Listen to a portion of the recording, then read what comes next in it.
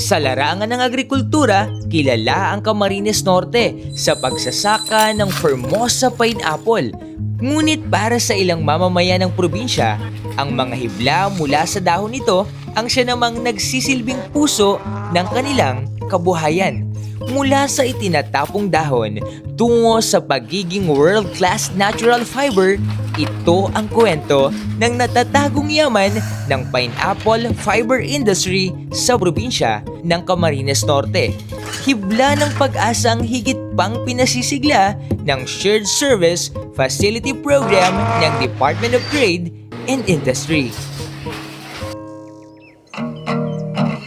Purpose po ng shared service facility talaga in general is para matulungang tumaas ang income ng ating mga micro, small, and medium enterprises at para matugunan din ang mga hamon na kanilang na-experience sa pagpuproseso ng kanilang mga produkto. Kagaya po ng project natin ngayon sa labo na Lift to Fabric Chain.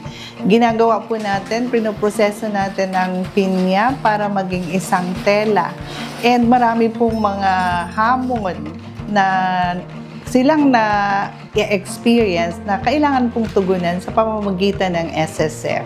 Mas epektibong naisasakatuparan ng DTI ang Shared Service Facility Program sa pamamagitan ng pakikipag-ugnayan ng ahensya sa Labo Progressive Multipurpose Cooperative. Ang aming pong kooperatiba ay aktibong nakikisalamuha at nagbibigay ng mga aktibidad sa aming komunidad para po mabigyan ng karagdagang hanap buhay ang aming mga kamay-ari, mga miyembro ng kooperatiba, mga magsasaka, partikular sa pagsasaka ng pinya at ang aming pong mga kababaihan sa pamamagitan po ng proyektong ito, nagkakaroon sila ng mga oportunidad na magkaroon ng karagdagang kita. Sa pamamagitan ng pakikipag-ugnayan ng DTI sa LPMPC na bigyan ng komunidad ng makabagong kagamitan at teknikal na suporta na mas nagpabilis sa pagproseso ng pineapple cloth production. Katulad po nitong yung mga makinang napapabilis yung production namin bilang mananahi at saka yung sa embroider ay masasabi kong malaking tulong yan at hindi na kami titingga sa production namin.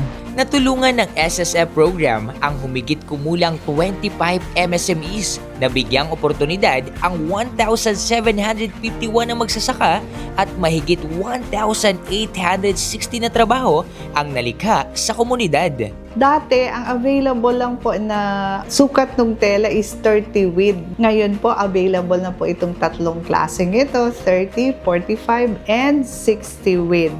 Tulad sa bordahan or embroidery machine, hindi na namin kailangan mag-transfer ng aming produkto para magpaborda sa labas. Umabot sa 13.17 million pesos ang purchase order para sa 47,030 kg ng hibla ng pinya at inaasahang 5.37 million pesos ang taunang benta pagsapit ng mga susunod na taon.